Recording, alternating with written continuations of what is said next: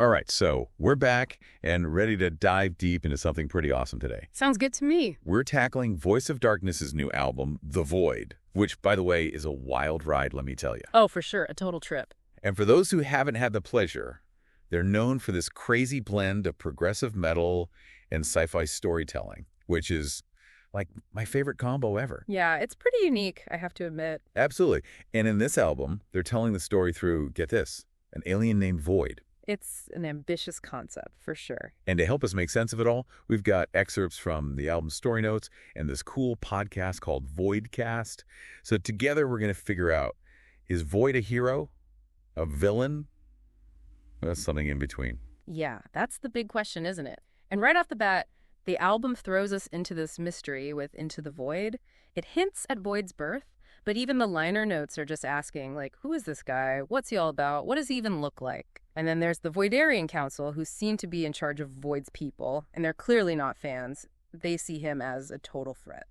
It's like we're dropped right into this cosmic drama. Yeah. And we're not even sure who to root for yet. But then Castaway kicks in, and you can just hear the pain of Void's exile. He's totally abandoned, rejected by his own kind. You ever felt that way, like you just don't belong? Oh, yeah, absolutely. That feeling of being an outsider is definitely something most of us can relate to on some level. For sure, and I think that's what makes this story so compelling. And then tossed around just amplifies that feeling of rejection. Planet after planet, it's the same story. Fear. Everyone's terrified of Void. The VOIDcast guys were really struck by the raw emotion in this track. Yeah, they kept saying how intensely emotional it is. And it makes you wonder, right? What is it about Void that freaks everyone out so much? Is it just his power? Or is there something else, something deeper that they're missing? Totally. And then, bam, we hit the angel, and things get even more interesting. This is where we learn about the golden leaves, which, get this, can actually rewrite the past. Whoa. Talk about some serious power. I mean, imagine being able to change your past. What would you change? Right. Would you even want to? Exactly. I mean, would it make things better, or would it just mess things up even more? Big questions, and the album doesn't shy away from them. In Golden, we see Void experience this whole roller coaster of emotions. He finds love, loses it tragically, and then finally gets his hands on these golden leaves. The VOIDcast hosts were surprised by how emotionally charged the album is, and I think Golden really embodies that. It's not just sci-fi action. It's a story about love, loss, and what happens when you have that kind of power. Yeah. And in the cosmic catastrophe, we see that power unleashed big time. Void's consumed by grief and basically uses the golden leaves to go on a rampage against everyone who's wronged him. It's a wild display of power, definitely destructive, but it also makes you think about the line between justice and revenge. No doubt. And then, just when you think it can't get crazier, we hit Sealed, and the tables turn completely.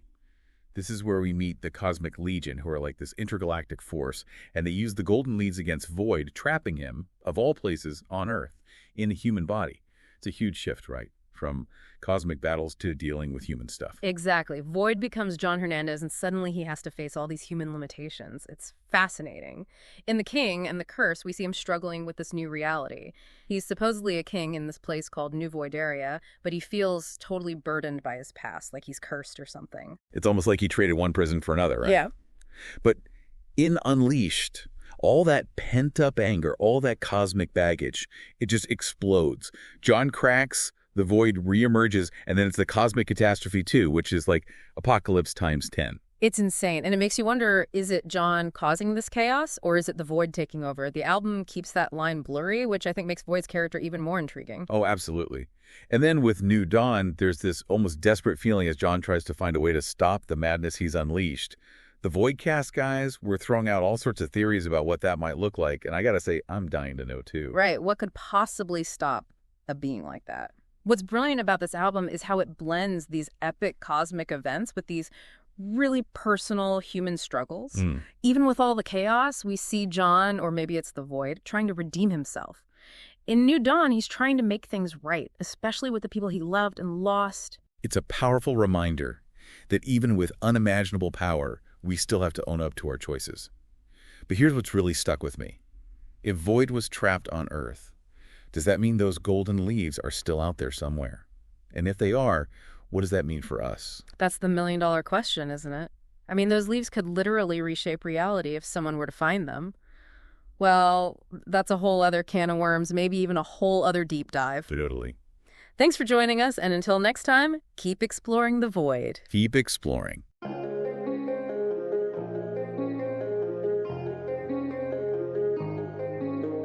One more time, tossed around.